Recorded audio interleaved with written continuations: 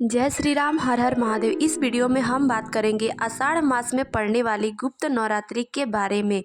पूरे एक साल में 4 नवरात्रि आती है, जिसमें से 2 सामान्य नवरात्रि तथा 2 गुप्त नवरात्रि होती है। सामान्य नवरात्रि में पहली नवरात्रि कुआर के महीने में और दूसरी नवरात्रि चैत्र के महीने में आती है।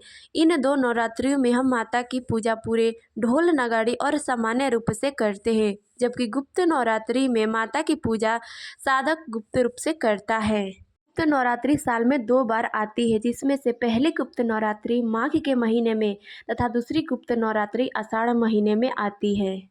सामान्य नवरात्रि में हम माता दुर्गा की 9 रूपों की पूजा करते हैं, जबकि गुप्त नवरात्रि में 10 महाविद्याओं यानी कि माता दुर्गा के रूप, माता काली के ही रूपों का पूजा करते हैं। गुप्त नवरात्रि विशेष रूप से तंत्र साधना, गुप्त मनोकामना की पूर्ति और माता की सिद्धि प्राप्ति के लिए होती है।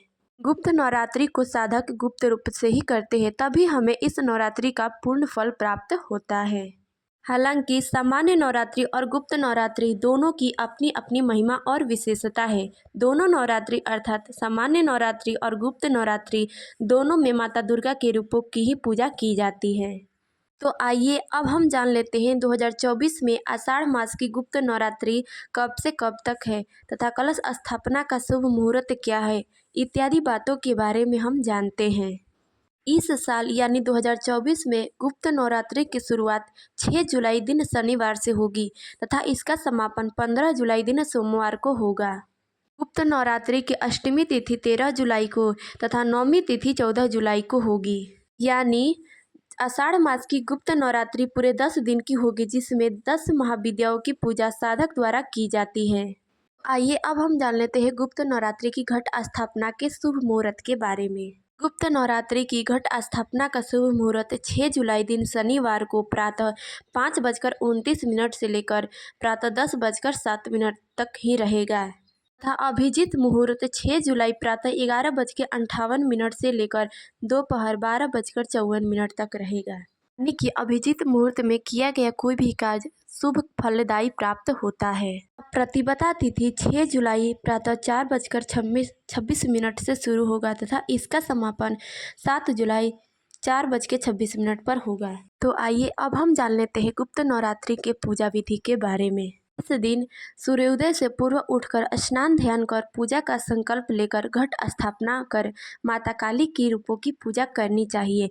मान्यताओं के अनुसार गुप्त नवरात्रि में किए गए पूजा को गुप्त रखना साधकों को पूर्ण फल की प्राप्ति होती है। गुप्त नवरात्रि में हम जिस भी भाव से माता की पूजा करते हैं, इस नवरात्रि को, इस पूजा को पूर्ण रूप से गुप्त रखना चाहिए, तभी हमें पूर्ण फल की प्राप्ति होती है। पूजा में दुर्गा सप्तशती का पाठ अवश्य करें तथा माता के नामों का जप जितना हो सके उतना करें। उन्हें पूजा में श्रृंगार के सामान अर्पण करें तथा लाल फूल, भोग में लौंग बतासे अवश्य चढ़ाएं तथा माता की रोज सुबह शाम माता की आरती करें। यह पूजा पूरे निस्वार्थ भाव से तथा पवित्र मन से करें, तभी आपको आपकी साधना का पूर्ण फल प्राप्त होगा तथा माता रानी की सिद्धि आपको प्राप्त होगी। तो आइए अब हम जान लेते हैं गुप्त नवरात्रि में क्या नहीं करना चाहिए। गुप्त नवरात्रि के समय साधक को गलत आचरण से, गलत व्यवहार से बचना चाहिए तथा तामसिक भोजन बिल्कुल भी ग्रहण नहीं करना चाहिए। यह वर्जित माना गया है। बाल, नाखून, दाढ़ी इत्यादि में न बनवाएं।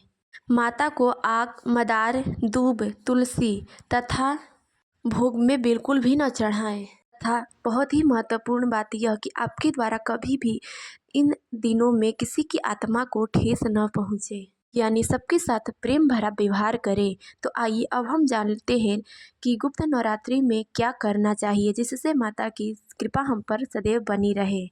माता को लाल फूल सर्वत्र पसंद है, इसीलिए उन्हें लाल फूल अवश्य अर्पण करें।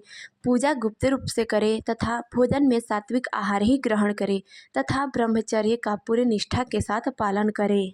नवरात्रि में साधक माता के ऊपर पूर्ण रूप से भरोसा करते हुए उनका जितना हो सके नाम जप करे तथा दुर्गा सप्तशती का पाठ करे। गुप्त नवरात्रि का हवन आखिरी दिन यानी कि 10वें दिन माता की होती है। इस वीडियो में इतना ही, मिलता है अगले वीडियो में, तब तक ले जय श्री राम, हर हर महादेव।